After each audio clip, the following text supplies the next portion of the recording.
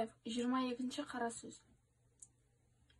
Дәл осы күндері қазақтың ішінен кімді жақсы көріп, кімді құрметтейін деп ойладым. Байды құрметтейін десең, бай жоқ. Байлар осы күнде өз малының, өз басының өзі еркінде емес. Кей байлар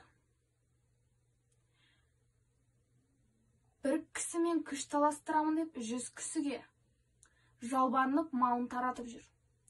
Ойлайды, жалындыртып бердім деп. Ақымақтығынан жоқ, жалынып малын таратып жүр.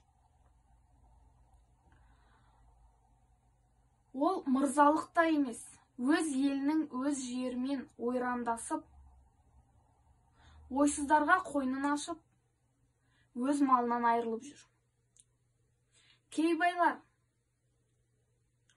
құттылар мен сүттілермен берекелесе алмай, кім көрінгенге жеміт болып жүр. Мырзаларды құрметтейін десең,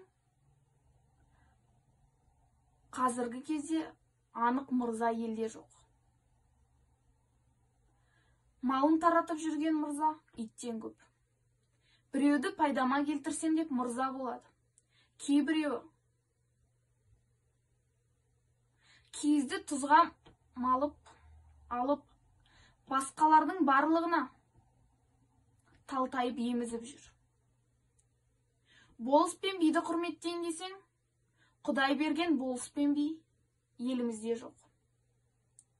Барлығы жалынып, жалбарынып, сатып алған, басырып алынған билер мен болыстардың еш қадірі жоқ. Есті кісіні құрметтейін десең, ұят, намысқа есті кісі елде жоқ. Қулық, сұмдық, арамдық амалдардың барлығына әр адам есті. Мықтыны құрметтейін десең, жаманшылыққа елдің бәрі мықты. Жақсылыққа мықты кісі елде жоқ. Ғарып қасар бишараны құрметтейін десең, жерде жатқан түйеге міне алмай, момындығынан есеп жоқ. Сонымен енді қалды қу мен сұм.